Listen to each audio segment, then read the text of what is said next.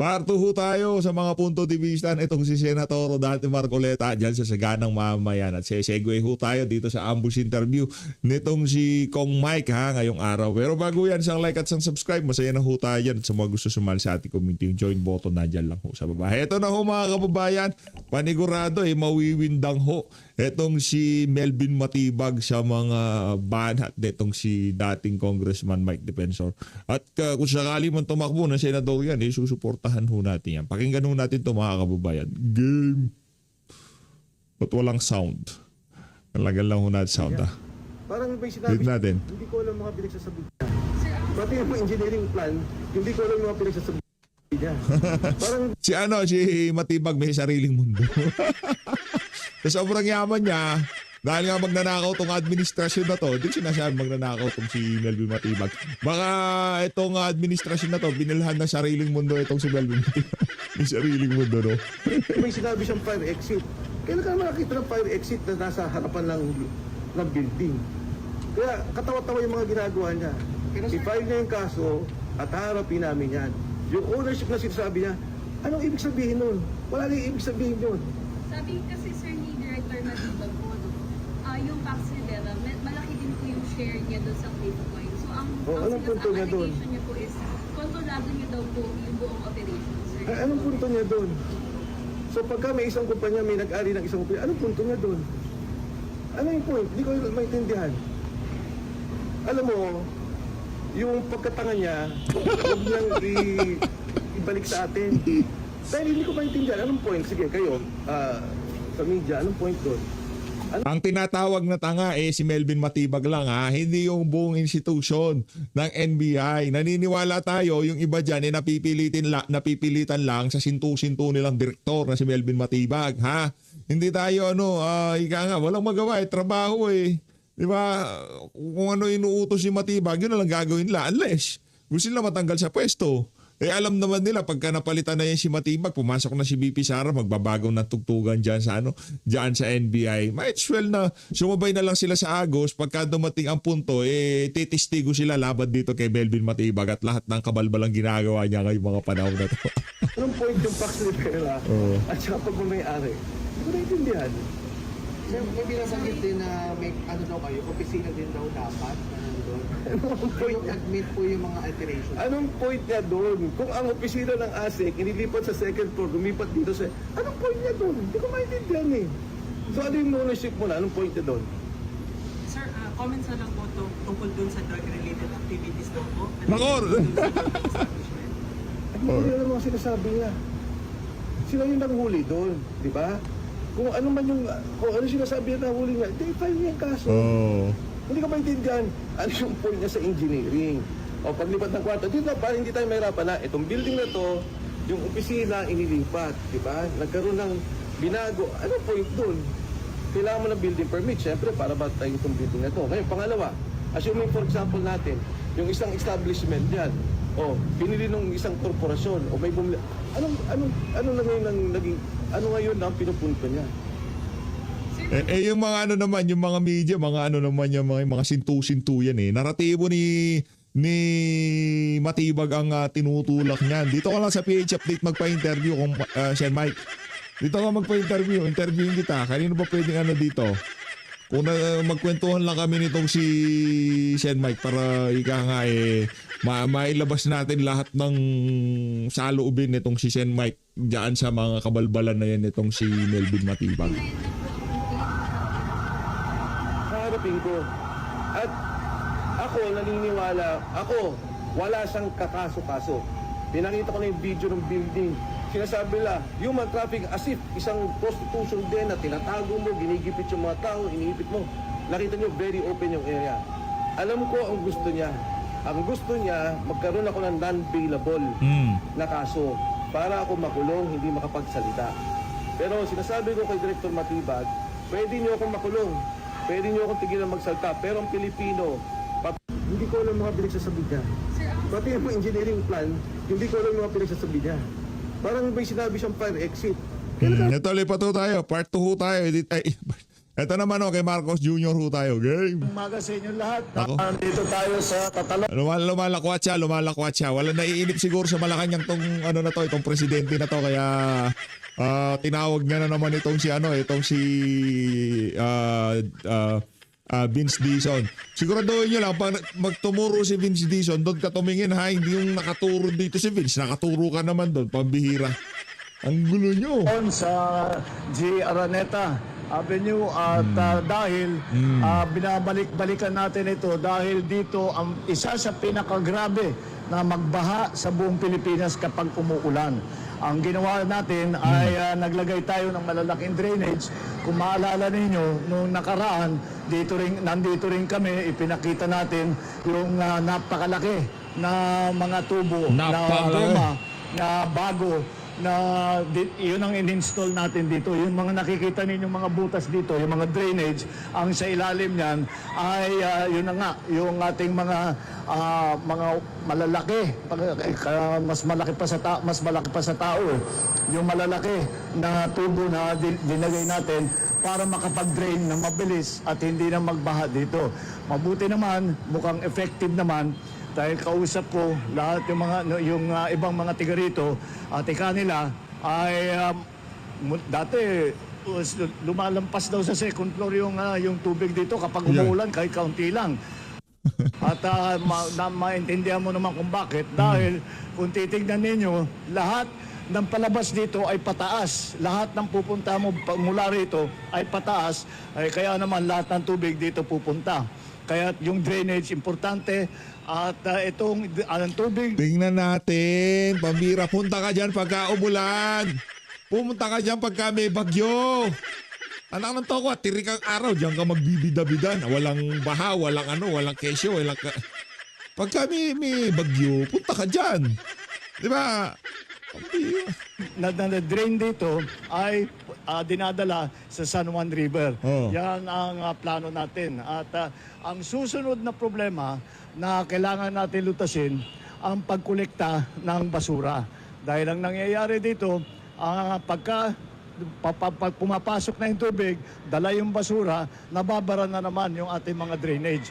Kaya magpapatulong tayo sa local government, hihingi tayo ng tulong kay Mayor Joy at sabihin natin kung pwede ay gawa tayo ng sistema para tuloy-tuloy ang pag-declogging. Ginagawa na ng mga tiga rito, nagdi-declogging sila. Pero small scale lang. Sa dami ng basura, kailangan talaga meron tayong isang sistema para alam na natin kapag uulan na malakas ay tiyakin natin na lahat ng basura ay makolekta at pagkatapos ng ulan ay may madadala pa rin basura, magdi-declogging ulit. At kaya pagka naayos natin yan, palagay ko mararamdaman. Ngayon pa lang nararamdaman na rin nila na hindi na tumataas yung tubig at kapag may tubig na umiipon dito ay mabilis naman mawala. Hindi kagaya ng dati na ora-orada bago sila makapasok dito sa kanilang mga lugar.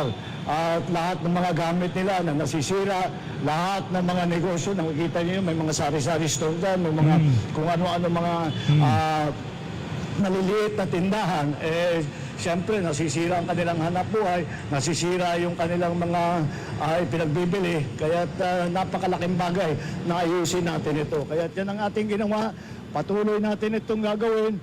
At ito ay dito pa lang to, sa 1/2 pa lang ito, kalahati pa lang ito. Gagawin din natin yan dun sa kabila para talagang mabilis. Next video. Naiinip lang ho yan. Ito naman ho. Meron na naman siyang naka-hard hat ka ngayon. Pambihira. Ito trip kasi dito magpunta sa mga construction site na yung ulo walang takip Siguro pinagsuot siya niyan. Dapat di ka na nagsuot niyan. Pambihira, nakabala ka pa. Okay. Magandang umaga sa inyo lahat. Nandito na ngayon tayo sa dialysis center na ginagawa. Pagkatapos niyang nagpunta doon sa Baha-Baha, dialysis center naman ngayon. Ayos. Malapit nang matapos itong phase 1 at pumupunta na nasa phase 2 na tayo, nasimulaan na yung phase 2 which is the first 4th floor. Ang phase 1 hanggang 4th floor. Masisimulaan na yung phase 2 which is hanggang 6th floor ang Phase 3 hanggang 13th floor, di ba? 13th floor.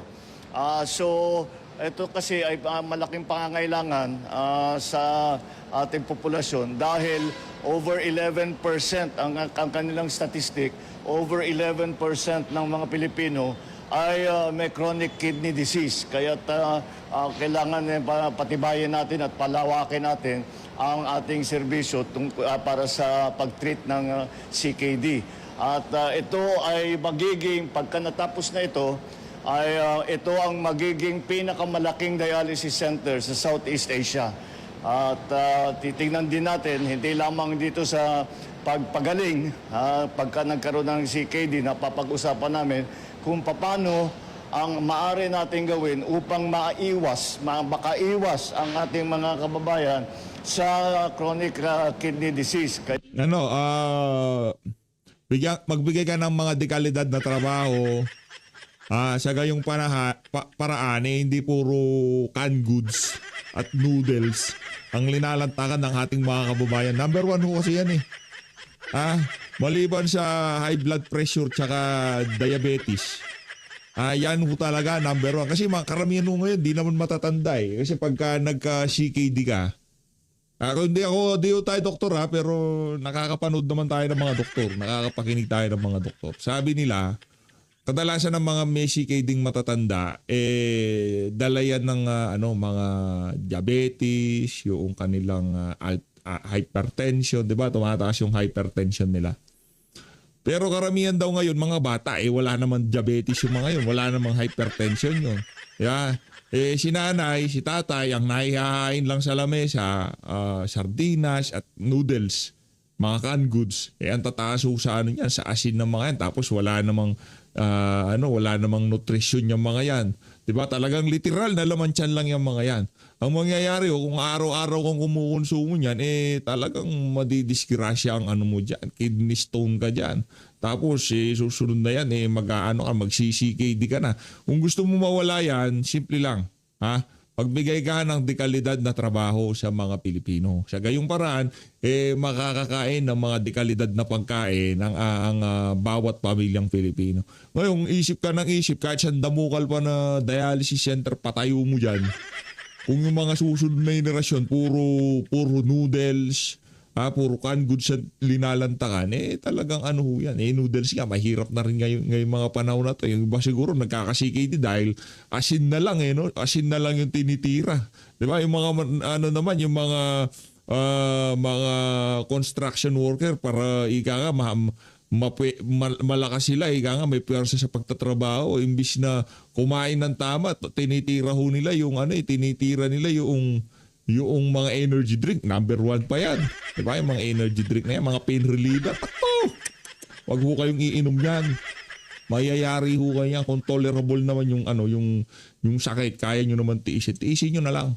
O marami hong mga remedy para sa mga na yan. Cold compress nyo na lang. O kung anong pwedeng gawin. Wag ho kayong magpa-pain reliever. Kung hindi na talaga kaya, siyempre kailangan na yan. Diba? Pero kung tolerable siya, na lang. Dun sa mga remedy na lang. Diba? Marami yan. Ito si Marcos Jr., di ko alam kung kailan ba magkakasikay dito. Ay, hindi. Hindi magkakasikay yan. Masasarap kinakain yun Kaya marami po tayong kailangan gawin para sana pabawasin natin. At pero hanggat mangyari yun, ay ginagawa. Ako, hindi mo na naman tinapos yung punto mo na dapat mabawasan natin. Pero ano ba talaga? Ang gulo mo, dito na nga lang ako kay Sen Mike. Tapos nasigwe ako dito kay Senator Rodante Marcoleta. Na nabasa ko sa kanya. Sabi niya, kung napanood mo Barto, kanya yung Barto tayo, Titanic. Titanic, opo. Sino ba hindi nakapanood ng Titanic ako, naman? tatlong beses ko na pa Titanic. Ikaw naman, kaya mo pinanood dahil yung ang pangalan ng babae, Rose. Ayan. Tama, di ba? Yes po, tama. Si Nelson naman, alam ko naman dahil ito naman kasi realist ito Malalim ito kaysa sa'yo. Alam mo naman yun Ako matuwa lang, okay na ako. Sabi niya, paano mo kanya aaregluhin ang mga kasangkapan, yung furniture, nung papalubog na yung Titanic? Ba? Oo nga. Ganun ang kaya pagka natutuwa ka pag habang binabasa mo isip-isipin mo na lang. Huwag ng Titanic, Jen. Huwag na. Yun na lang, yung sasakyan nagkabanggaan halimbawa.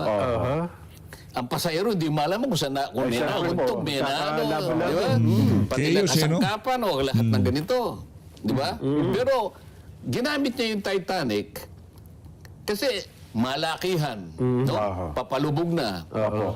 May nagbagsakan na kasangkapan, may nagkadulas-dulas, may nagkaumpugan na, mayroong nahulog sa ganito, lahat na. Ibig sabihin, topsy-turvy ang nangyari. Opo. Tapos, at saka niya ngayon, itutuloy yung kanyang pananalita. Okay. Pai-imagine niya sa'yo eh. Oh, na-imagine mo na kanya kung paano mo ngayon ayusin ang pagkakawindang-windang ng mga pangyayari, kung mga tao, kasangkapan, muebles, lahat na. At nagkatumba-tumba lahat. Opo. Yan ang imahe ng ating bansa ngayon. Mabigat, ano? Oh. Alubog. Pagkatapos ngayon, ano ka ngayon, napatda ka ngayon. Nelson, ano? Oo. Titanic. Wow. So alam mo na ngayon kung gaano ka... So lahat kasi makaka-adapt yun eh. Gaano ka... Naintindihan lahat Gaano yun ang problema mo ngayon? Oo. Meron ka pa kayang may sasalba? Titanic ang pinag-uusapan eh. Yung lalim ng dagat na yun. Ayun Mas Mario Joseph naman. Tapos nag-yellow pa yung dagat. So pagkatapos sasabihan ka niya, we're already in a period of stagflation. Ayan. Tingnan mo nga yung stagflation sa Oo. Sa Avatar. sa Stagflation. avatar mo. Parang ngayon ito. Kasi Avatar maraming yan. nakikinig pala sa atin dyan. Hindi ko alam na ganito. Dumami ng dumami ako, pala eh. sabi ko sa inyo, Sen eh. Oo. Oo. Laksa-laksa na ho talaga. Oo. We are now, dati kanya, alam natin na maring nandito na tayo. Pero ngayon, officially, andito na tayo Opo. sa condition ng stagflation, sabi niya. Pinagsamang stagnation at inflation, sir. Ayan. Oo. Ibig sabihin, sabi niya, ng stagflation, isa itong kondisyon ng isang bansa na kung saan kanya yung yung tatlo kanyang headwinds Opo. para sa kabuhayan ng isang bansa ay nagkasama-sama. Ang mahirap nito kanya, tatlo pa ang nagsama-sama eh. Sana man lang, kung yung isa, kinakalaban niya yung isa, at yung isa naman umaawat. Ito, Hindi eh. nag-join force. Oo. Itong tatlo, sabi niya, sabay-sabay na lumitaw sa iisang pangyayari. Nako. Oo. At ang bawat isa ay nagtutulungan, hindi para igupo ang bawat isa sa kanila, kundi para palakasin ang bawat isa. Oo. Yun ang stagflation. O ano-ano itong mga to? Isang bumabagsak na kabuhayang pambansa. Isa yun. Ayan. Pagkatapos, yung pangkalahatang presyo ng bilihin. Ito yung inflation. Opo. Pagkatapos kanya, yung kawalan ng hanap buhay. So, sabi niya, nabasa niya siguro yung discussion report nung nasa Congress pa kasi ako, Jen. Opo. Tawag na CPBRD. Ito yung Congressional Planning Budget Research Department. Okay. Na kung saan yung kanilang discussion paper, talagang sinabi na nila that the Philippines is now under stagflation. So officially, ganitong kalagayan Yun talaga yung ng estado. ating bansa. Akalain mo, yung pagbagsak ng economy, last year, Jen, Nelson, ang ating ekonomiya ay tumaas lamang ng 4.8%. Last year, 2025. Kabuuan na ng isang taon Isang yun. taon na, oo. Ang forecast natin, 6.8. 5.5 to 6.5%. So, hindi natin na-hit yung target. Ako po. 2026, Jen. Okay? First quarter, ilan ang ating growth ng GDP, Nelson? Nasa 4 lang, sen eh. Pababa eh. Hindi, 2.8%. 2.8. Kalahati pa pala Kailangan palagi mong kinukonsulta yung avatar mo. Yun Okay? yung Yeah. 2.8%. economic growth. Eh, 2.8%. First quarter. Okay? hindi Ang forecast mo sa ngayon, dahil sa matindi na, ang forecast nila is 4% to 5%. binaba na nga, sen eh. So 2.8. Ito ngayon, wala silang makita na kondisyon na tataas pa ito ang 2.8%. Oho. Oh, so pinag-uusapan natin economic doldrum. Okay. Bagsak. Okay, ngayon, unemployment. ang taya sa employment dapat para maging maluwag ang buhay ng ating pambansang pangkabuhayan. Dapat sana yung unemployment nasa 2 to 2.5% lang. Yun ang parang acceptable. Mga 2 milyon siguro, 3 milyon. Ngayon, ang ano nila is 5%. Wow. Ang taya nila ngayon is 5%. Ang ating inflation rate, dalawa yan, isang banner inflation, isang core inflation, dapat nasa 4%. O ang taya nila ngayon is 8%. Taas. So stagflation. Sino ngayon ang nasa kalagayang gipit na gipit? Ang mamamayan natin. Totoo po yan. Oo. Ngayon, bukod sa stagflation, meron pa siyang ginamit na isang salita. Polycrisis. Polycrisis naman, oo. Yung lang poly, alam mo na ibig sabihin ng poly. Multi-crisis. Tapos mayroon pang... Ibig sabihin, pagka sinabi mong poly, marami. marami, sabay-sabay. Crisis, ibig sabihin, maraming krisis Opo. na nagsama-sama na naman. Sabay-sabay na naman, oo. Sabay-sabay na dumating sa buhay ng ating bansa, hindi ngayon malaman kung paano ang gagawin. Diba? Halimbawa yung inflation dyan, pangkaraniwan, ang central bank pumapasok dyan. Opo. Para lang ma-address ang inflation, pangkaraniwan na ginagawa ng central bank, ini-increase nila yung interest rate. Yes. Okay? So, hindi na ganun kasimple ngayon. Dahil nga polycrisis eh. Bawat galaw mo ngayon, May epekto sa iba. merong epekto. Pangkaraniwan ng isang halimbawa rito, yung isang taong napakaraming sakit, ano? Sa dami ng iniinom mong gamot, yung iba nagagamot, yung iba naman nagiging Trigger. nati-trigger naman ibang sakit. Ganito eh. May Ganito side effect nangyayari. pa nangyayari, opo. Oo. So pinigil mo yung interest rate, magiging stagnant naman ang economy mo. No, walang mag-invest eh. Okay. Mahal ang pag-utang. Oo. Pagka naman yung public spending kasi stagnant ang economy mo. So ang gagawin ng estado, mag-stimulate siya ng public spending. Ano naman ang resulta niyan? Inflation. Dumami yung pera in circulation. Parang perang hapon na lang eh. Walang balor. O, di ba? Napakababa Nung ng panahon na nga po, 2 sakong pera.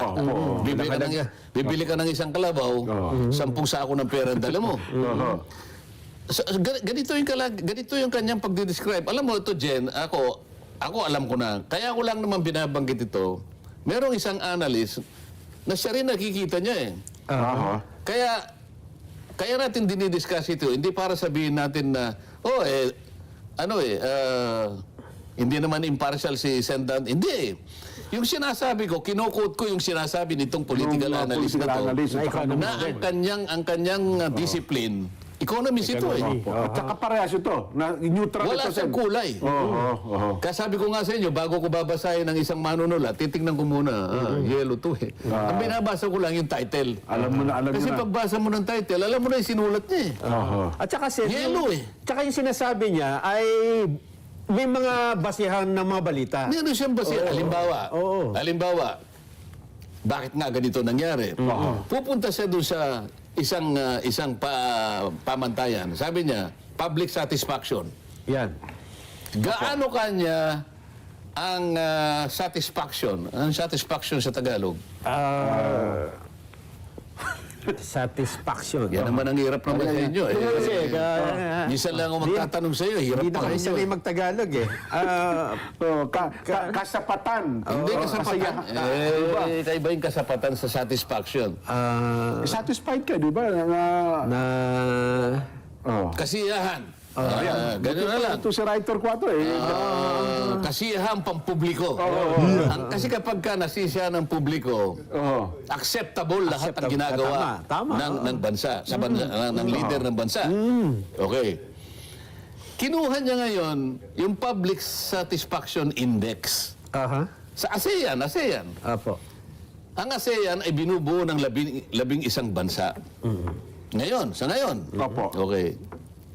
Tiningnan niya kung ang pag-uusapan nga niya, yung public satisfaction rating, nasaan ang bansa natin? Isipin mo, out of 11, 11. pang-10 tayo eh. Nako, nasa dulo. Out of Alam mo kung magkano yung index natin? 32%. Aha. Sino yung mas mababa lang sa atin? Isa lang ang tinalo natin eh. Jen, Nelson. Malamang yan, Timor-Leste. Hindi. Hindi naman. Matatagal sa Timor-Leste, baka ba? akala mo. Public satisfaction ang pinag-uusapan. public satisfaction. Pag public satisfaction, Oo. yung pagtingin ng mamamayan sa kanyang Oo. governing leaders. Sabihin, nasisihan sila sa kanilang Oo. gobyerno. Yan, Sana yan, yan. hindi. Oo. Pangilan, nagka-curious ako yung ah. ating leader ata ngayon, negative... Negative 13 po doon nakaraan. 13, negative 15 na ngayon. 15 na ngayon. Tapos naging negative 12. Oho. So sabi nila, from negative 15 to negative 12, merong improvement, sabi niya.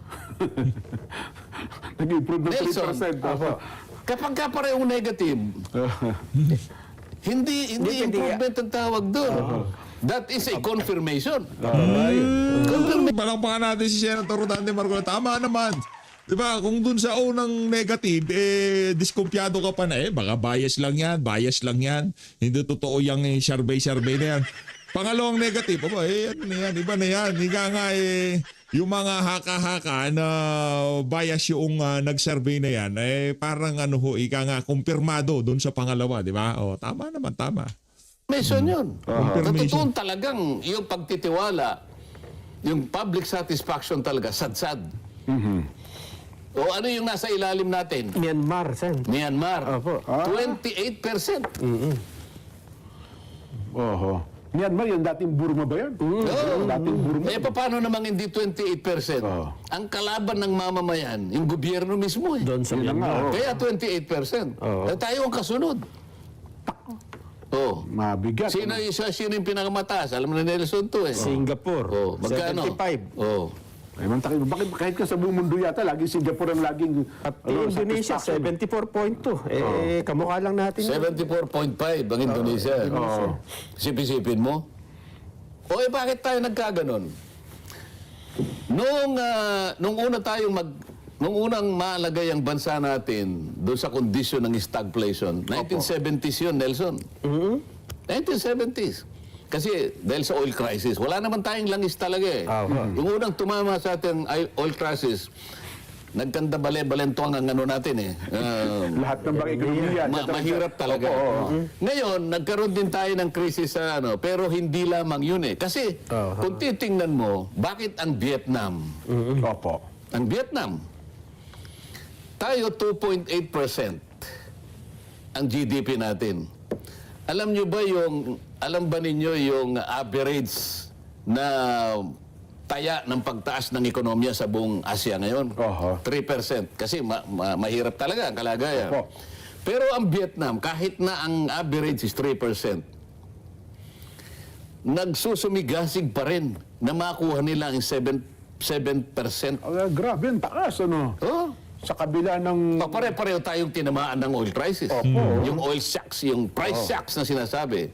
Di ba? External and price shocks. Lahat tayo. Yes po. Walang nalibre dyan, walang exempted dyan.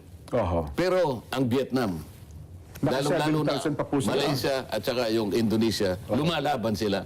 Bakit tayo pumapayag na yung average na 3% hindi man lang natin makuha. Mababa pa tayo doon.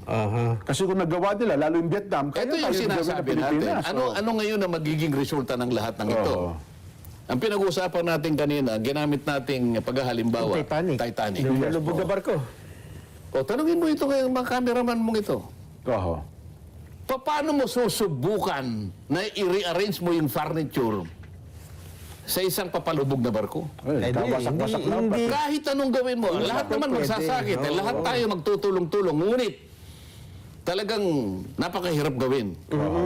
Yun lang siguro mga kutsara mo na nagliparan na paano mo? Yung mga pinggan na nagbagsakan na. Nagkabale-balentong na lahat ang mga... Paano mo ngayon aayusin ito? Ito yung problema. So, ang ibig sabihin niya, ang magsasuffer ito, yung mga institusyon natin. Pinag-uusapan pa ba natin ngayon dito? Yung furniture, hindi na. Pinag-uusapan pa ba natin dito kung makukonvict o ma-acquit Ayun nga. si Vice President Sara? Pag-uusapan pa ba natin dito kung sino ang next Senate President? Pagka ganito ng kalagayan ng bansa natin. Doon nila tayo dinadala, Sen. Sagutin ko po yung punto nyo. Doon tayo dinadala nila ngayon. Paano pa tayo madadala ron? Nagkabalin-balintong na nga, hindi na nga natin alam kung Wala mga na. kutsara, saan natin nakukunin. Saan mo pupulutin yung mga Wala na eh. Parang yun ang priorities yan eh. Ang ibig lang nating sabihin dito, kahit ano pang gawin pan-distract. Oho. Sabi nga nung isang kolumnista, yung sinasabi ko sa iyo Opo, kanina, opo. our institutions are fast failing us. Faster. Mabilis na talagang ano. Oh, faster than our leaders' Aha. capacity to contrive anything to hide something from us. Oho. Mas mabilis itong pagbulusok ng ating mga institusyon kaysa bilis nila na mapagtakpan ang mga pangyayari mula sa ating pagkaunawa. Oho. Hindi nila may tatago yun pag ganun, Sen. Kaya nga, Mabigat kaya yun. irrelevant na nga eh. Sasabihin nga natin eh.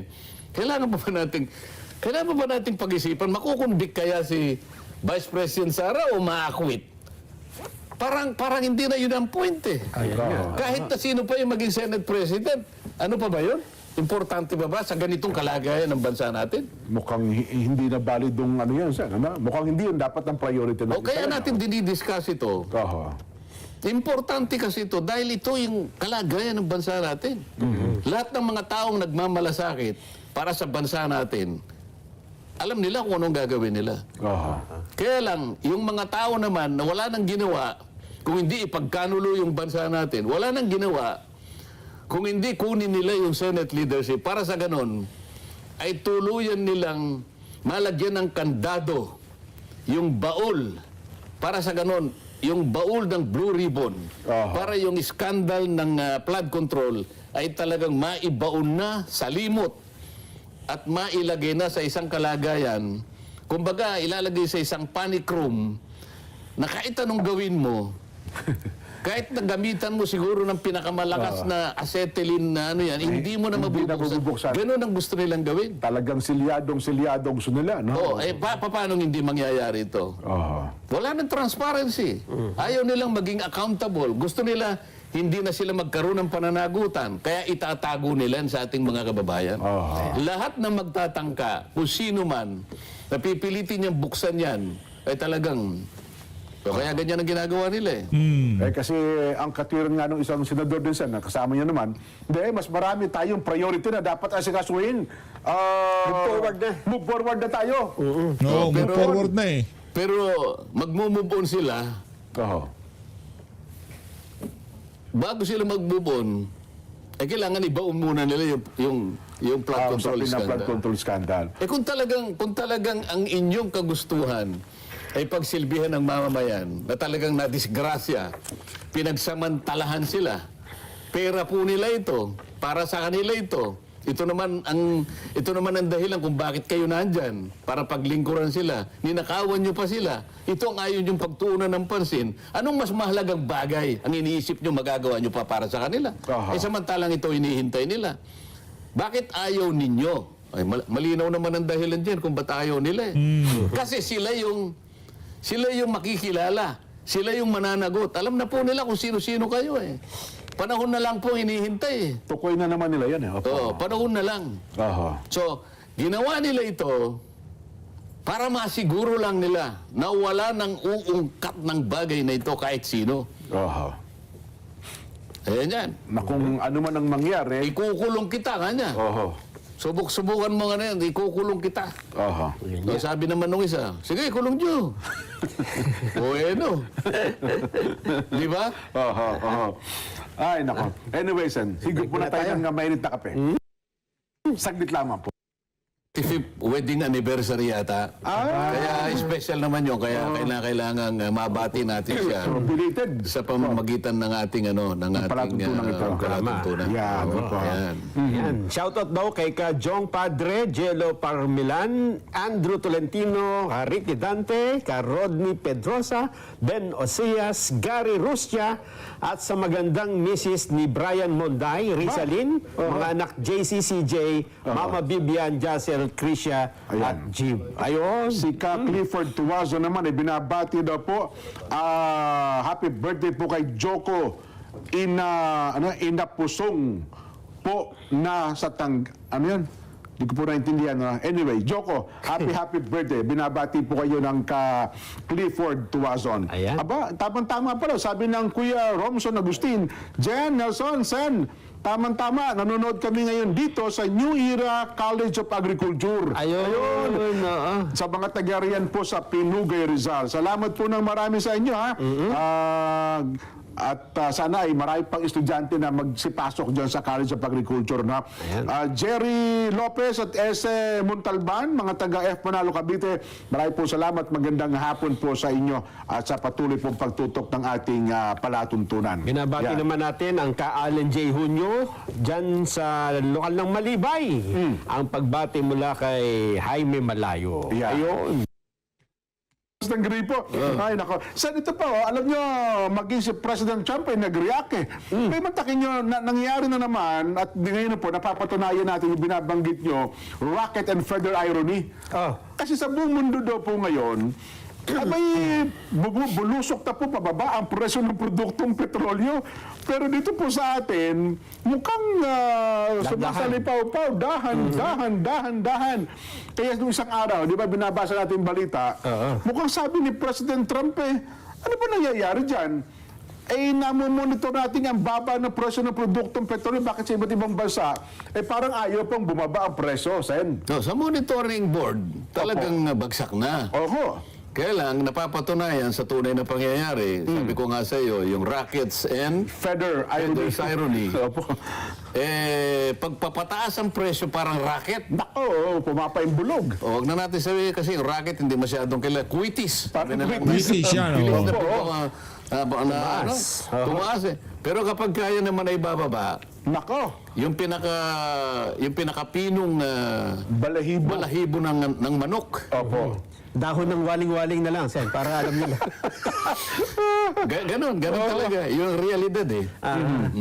Ang presyo na pa lang sa world market, $69 per barrel. 69, no? Napakababa na nito. Yung sinasabi natin na talagang walang nag-argumento sa atin doon. Walang sumubok na magdebate sa atin. Talagang totoo yung sinasabi natin. Yung mga tangke sa Singapore na minimaintain ng Malaysia. Opo. Ano ba? At saka Singapore. hindi, yung sa mismong yung dalawang malalaking mga... Opo. Hindi nila ma-argumento yun. Rotterdam at saka yung Petronas. Rotterdam at saka Petronas ng Malaysia. Walang dumibati sa akin doon dahil napatunayan nilang totoo yun. Hindi nagbago yun. Hindi nagbago yun. Ayaw lang nilang kunin yun. Dahil nagkaroon sila ng pagkakataon talaga na kumita ng limpak-limpak na salapi. Pero ngayon, sana bumaba, magpakalugi naman sila kung talagang... Kasi ang problema daw po ata ngayon, yung nakabir ng mahal, nandun pa sa Strait of Hormuz. Nakatenga.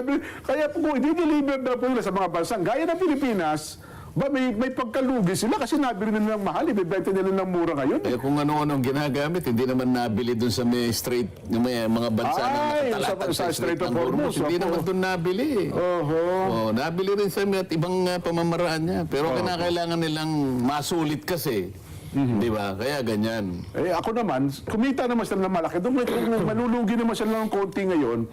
Para naman sa tao na sambayan ng daigdig siguro. $69 US dollar per barrel po ngayon ang presyo ng crudo. At ngayon po, minamind condition tayo na next week daw po, pwedeng bumaba ng sentimo, pero pwede rin daw po tumaas ng sentimo. Yun daw po ang trading ngayon sa world market. Hindi nga basta ibababayan kasi mas mahirap ang magbaba kaysa sa magtaas. Ganun po ba? Diba? Yung pagtaas, napakadali niyan eh. Segundo lang, nandun na epekto agad. nandun na sa sinapupunan ng langit. Sabi niya. Kaya nga, pagka magtataas, basta nakita nilang tumaas yung numero, lahat ng station sa kalsada nagtataasan eh. Pero pagka bumaba, pagka nagdip yan, kahit 3 araw nang nakadip, hindi pa natin nararamdaman doon sa mga stasyon sa daan. Pambihira talaga itong mga to. Pero pagbagsak, Ayaw. Abe, mananalangin ka ng siyam-siyam. Bago talagang tuluyang umabot sa iyo. di ba? Ako naman, bagay mukhang napikon yata si President Trump paiimbestigahan niya yata itong ganitong insidente na bakit napakabagal ang pagbaba ng preso sa kabila ng mababa na po sa pandaigdigang pamilihan. Diyan naman siya masisira dyan. Ganun po. Wala pa nag-imbestigan yan. Wala ba? Panahon pa ni Kopong-Kopong kahit ganyan ang presidente ng Amerika, sir? Huwag mo sabihin Amerika ka, hindi mo kaya yan. Oh. So talagang international cartel talaga ito, ha? Hindi naman ano yan, hindi naman inimbento yan, kalakaran talaga. Kalakaran yan. talaga. Walang batas Oho. ang gumagawa niya. Pagka sinasabi mong the law on supply and demand, nila. Hindi pwede amyendahan niya. Kahit na sabihin mong law, kahit sabihin mong batas. Opo, gusto ko pa i-repeal yan. Baka mamaya matulad ka doon sa mga sinaunang mga leaders natin, hindi ba? Anecdotal lang. Opo. Pero sa totoo lang, ganyan talagang kalakaran yan. Hindi kaya. Pati tuloy ako nasa mid. Naalala yata ako ni President Trump. Anyway, si Ate Jean Subarjaga Balboa ay nakatutok pala sa ating palatuntunan. Sino yun, Jen? Si kapatid ng nanay kong bunso. Ayan. Kasi sinabi mo, ikaw lang mag-isa, wala ka namang kapatid. Di pa kapatid ng nanay ko. Nanay niya. Nabunso. kapatid ng nanay mo. Balintsahin ko po. Si Ate Jean Subarjaga Balboa. Ayan. Ba't Ate Jean ang tawag mo? Auntie dapat. Oo nga, dapat. Kasi ako panganay na apo panganay na apo. Kaya Minsan hindi na rin consistent si Jen. yun na nga po. Ang Kuya Benji Mutia naman, mga taga-Karkar City, Cebu, ay nanonood daw po ngayon habang pumapangos sa napakasarap na lechon. Yun! Karkar Cebu. KJ Manalad nanonood po ngayon. Salamat na marami, Kuya Benji Mutia. Pero yung sa lechon ng Cebu, hindi sila gumagamit ng sarsa natin, ano? Hindi po. Sa kanila po Suka suka. eh. Suka po. Kasi may lasa po yung lechon nila eh. Sa atin ba, walang lasa? Kung hindi nyo paglalagyan ng hindi nyo lalagyan ng sarsa, sa kanila po parang may ano na May lasa rin yung sa atin, kaya lang, iba yung... tabang sa atin eh. Iba yung ano natin, sauce tayo, sila naman ay suka. Suka, Kanya-kanyang kultura. Nagutom ako sa usapan nitong sila Sen Marcoleta. Matagal na tayo hindi nakakalitsyon eh. Parang sarap maglitsyon eh, no? Kaya makakabili ng 1 kilong litsyon. Kaya nga mga kababayan, pagkain na pinag-uusapan na. Ito na natatapusin ng ating reaction video. Maraming salamat sa pag-support sa PH Update. Mag-ingat o kay lahat. Mahal natin ang Pilipinas. Huwag ko kayo magpabudol.